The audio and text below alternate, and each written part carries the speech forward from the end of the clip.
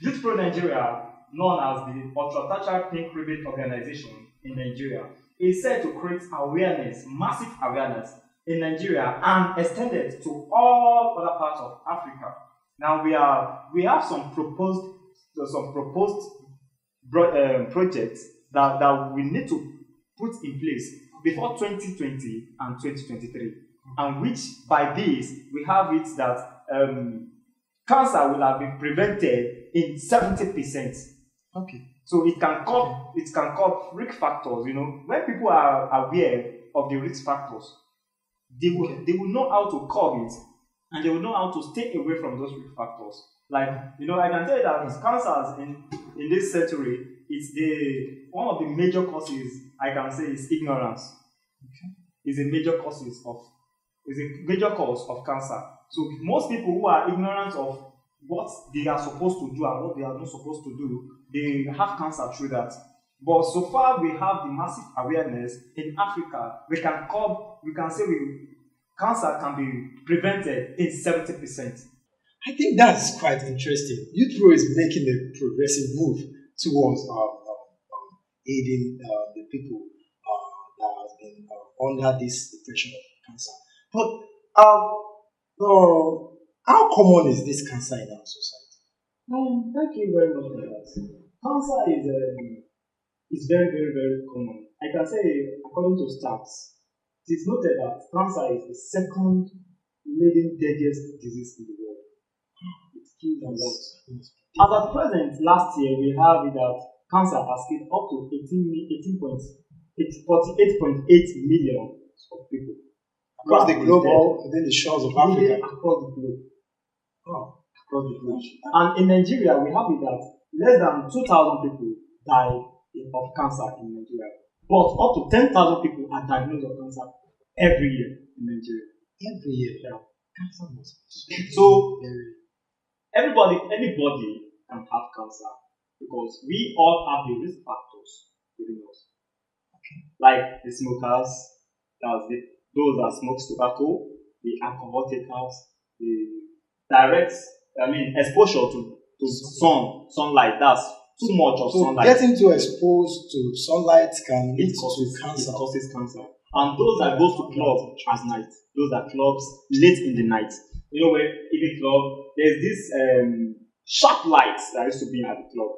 You know, when you are exposed to a sharp light late in the night, when your brain will have sleep, or when your brain is supposed to be at rest, then you will be awake, exposed to sunlight.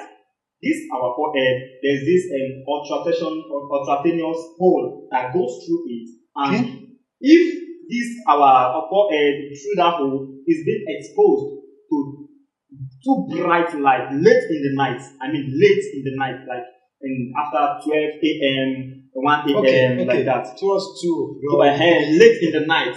Then if our forehead, that ultrataneous hole is exposed to bright, sharp light, it can cause cancer. It's one of the risk factors of cancer. We have age, we have weight, we have our behavior, that's our statistics we do every day, like intake, what we take can lead to cancer.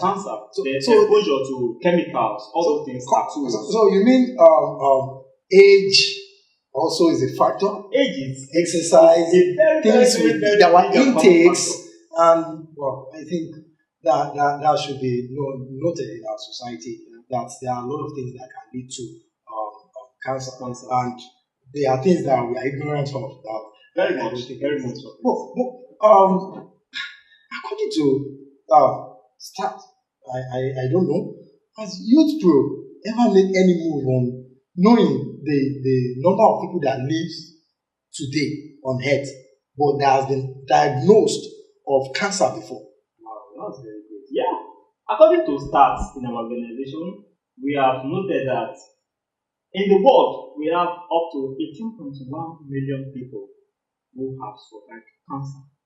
Really? But you just said something that cancer is so deadly. Yeah, it's so deadly. But there's something we call early detection. And as soon as you are able to detect cancer very early, it will be very easy to be addressed, to be treated. And even there are some who have been chronic by this cancer, but they have some series. Scientists, they are even up in their way finding solutions to cancer.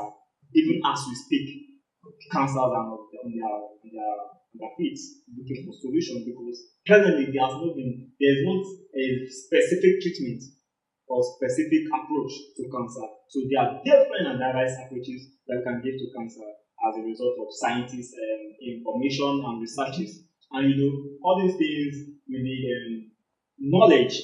Okay, we need knowledge, like the approach of surgery, the approach of radiation and chemotherapy, or the use of chemo drugs. That's via the vein. The drugs. Some of them will be taken from the mouth, and some of them will be passed through the vein. That's intravenous drugs to the pass it through the vein. So on this planet Earth now, you need 8 million. 8.1 million. 8.1 million are once a cancer patient. Yeah. But and now we even have because I want to think of something. According to stats, you told me 2,000 in Nigeria died of cancer yearly. And, I now wonder how that, like, when we narrow it down to the world global level, 8 million live. 8 million live. Well, it's been so interesting having Ambassador Ogidan with me here. But talking about this cancer, how can we prevent our society from this cancer? Yeah, that's interesting. I'm here to say cancer can be prevented. Really? Yeah. Okay. Majorly by our behaviors, our daily statistics. What does that have to do with that? We can prevent cancer by the way we behave. That means when I talk about behavior here, behavior in cancer means our daily activities we do. Okay. Yeah. So behavior in cancer, when we're talking about cancer, it's this with what we do every day, our daily statistics, what has been part and parcel of us. Like there are some people, they earn from hustling. That's in the street. They are in the street. They are exposed to the sun ray. Doing menial jobs. Directly, you get it. So we need to bring ourselves. We need to cover ourselves from those some acts that brings cancer, and those that smokes. Though not all smokers are liable to have cancer, but it is one of the major factors that causes cancer. Even intake alcohol, weight. Okay. Having much weight causes cancer a lot. Intake of too much preserved food. I mean, you eat preserved food today. Most of these foods have been preserved with chemical. So you mean preserved foods can also cause cancer, or some of the preserved foods? Some of the preserved foods. I'm not saying all the preserved foods can cause cancer. Okay. But when they are most of these preserved foods are preserved with chemicals. Okay. And when these chemicals are much in the body, it makes the cells that are old enough to die, when they are supposed to die, they will survive. So it will be untimely. It will be untimely. God bless you. All those cells will malfunction. Malfunction of cells includes when a cell that is old enough to die did not die.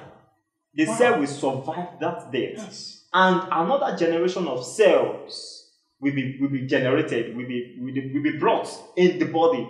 And there's something we call overgeneration of cells in the body. Same body. In the same body. For instance, when we have trillions of cells in the body, and it can be that 1 million of cells must die today in the next 1 hour. Okay. But when the body is contagious with cancer, has been contacted with cancer, those 1 million of cells will not die. They will survive that death. That will be risky. And another generation of cells will be produced again. And it causes what? Overcompilation of cells. And it results in development of tumors in the body. Tumors. Overgeneration of cells in the body causes tumors in the body. So with that, if we can, just they are abstain from all this that you have all annotated. the risk factors. All these risk factors you annotated. If we can abstain from them, definitely there is a 65% assurance that cancer has been prevented already. Yeah. Wow. But there are some risk factors that cannot be prevented.